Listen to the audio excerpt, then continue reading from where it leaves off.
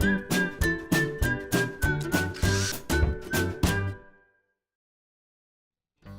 it's Steve. Today we'd like to show you how to change the rear drum seal on your dryer. Over time, the drum seal may dry and crack out, and it'll allow air into your drum, which will affect the drying performance. It's a really easy job to change. Let me show you how we do it. Now, before we begin this repair, the first thing we'll need to do is to disconnect the power. We're also going to need to gain access to the back of the dryer, so we'll need to pull it forward, and that may require disconnecting the exhaust vent. So our next step will be to remove the lid filter. Simply pull it out and set it aside. That will give us access to two Phillips screws that secure the top to the inlet duct assembly, and we'll need to remove those.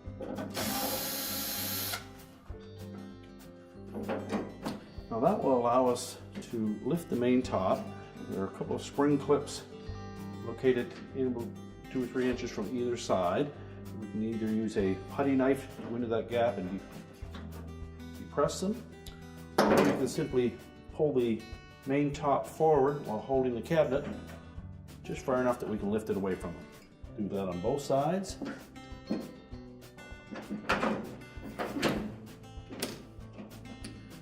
And then we can lift the main top up. Now we'll need to support that in some method or have somebody hold it in place. Now with it properly supported, our next step will be to disconnect the door switch harness. We'll take a flat blade screwdriver and we'll go in where the little locking tabs are on both sides of that connector and just pry that up a bit on both sides to release it. Then our next step will be to remove two 5/16 hex head screws that secure the front panel.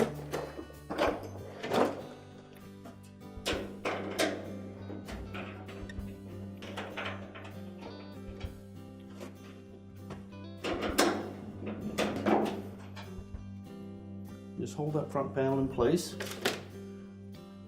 You may need to lift up just slightly on the drum, tilt the panel forward.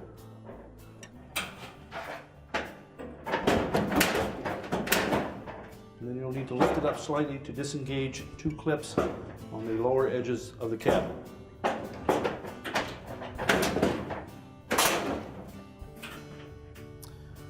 Once you've disengaged it, you can pull that front panel away. So with the front panel removed, our next step will be to release the tension on that belt. So we'll reach in on the right hand side, you'll find the idler assembly.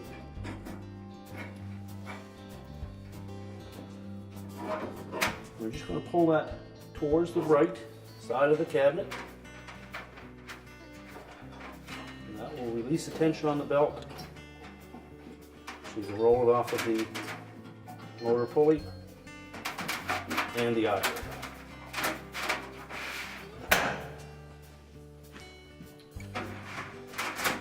Using the belt, we'll then be able to lift that tongue out of the cabinet. Now that we have the drum out, we can remove the old seal on the rear edge of that. Now our next step will be to remove what's left of the rear seal. Just take a putty knife, get it under the edge of that.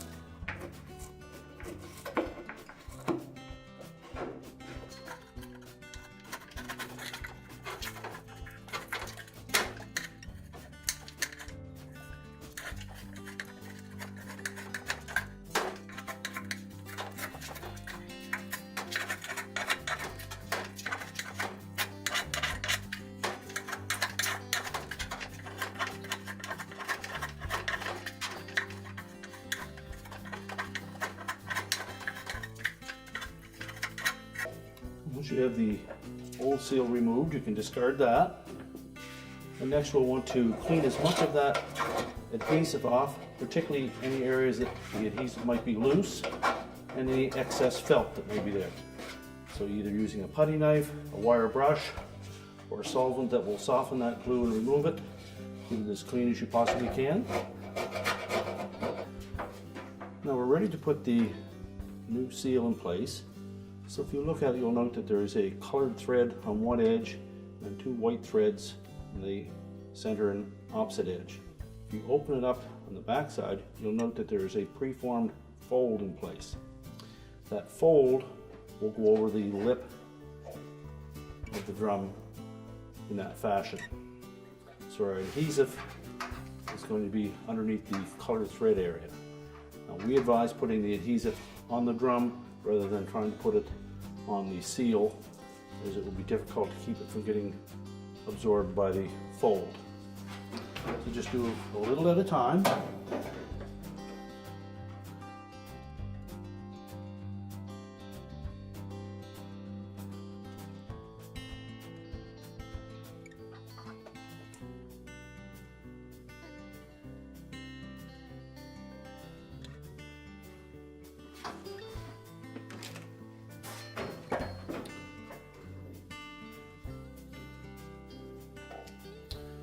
Place that seal over top of the adhesive.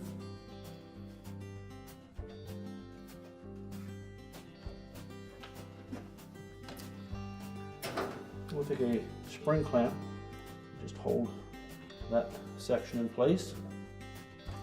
We'll continue to feed that seal around and keep some tension on it. It's a snug fit, and it will require a little bit of stretching.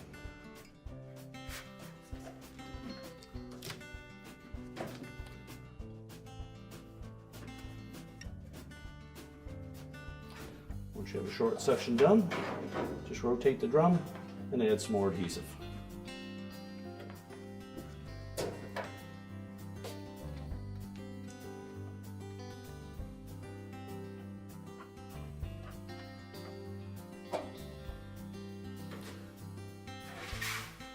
Carefully open that fold up. Again, keeping some tension on it.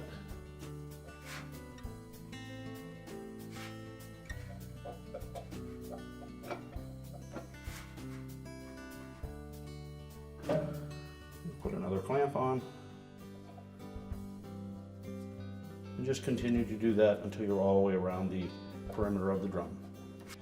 Now when reinstalling the drum, we want to make sure that the groove here sits on top of the two drum rollers and that the lip of that rear seal lays against the rear bulkhead.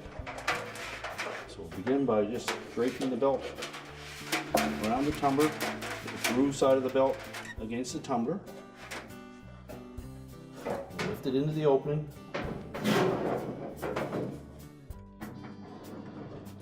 And then position it on top of the drum rollers. You may need to rock it back and forth a bit so you get it seated.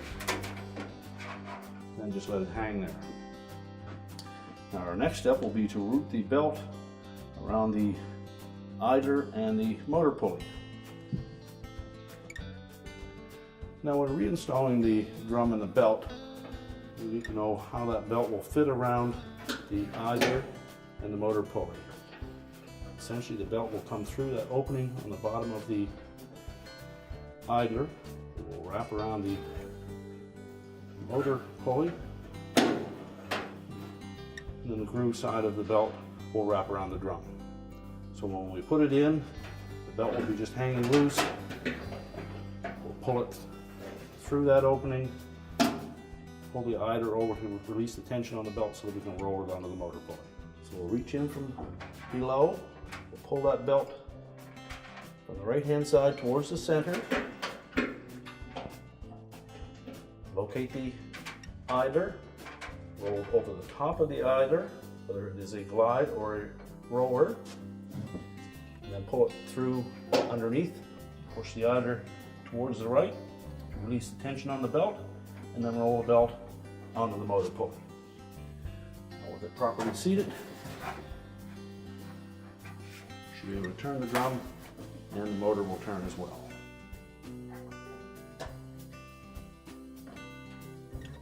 And now we're ready to put the front panel back on. We're ready to put that front panel back on. We want to make sure that we fold that felt up because it will fit into the opening of the drum, and you'll probably need to lift that drum as you position the front panel in place. On the bottom of the front panel there are two square holes that will fit over top of a hooked clip on both sides of the cabinet. So we'll engage that first, making sure that the bottom edge of the front panel goes below this guard. So just position it like that, lift up on it, fit those clips into the square holes, lift the drum up,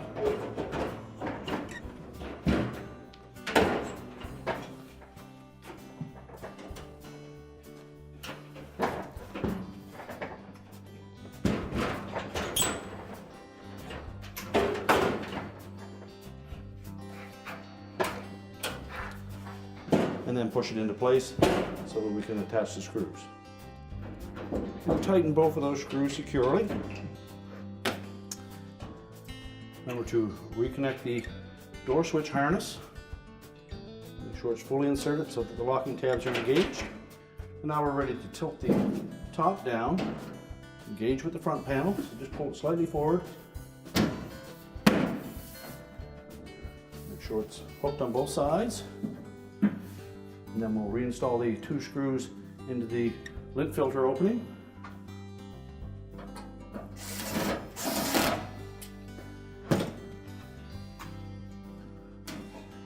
Reinstall the filter.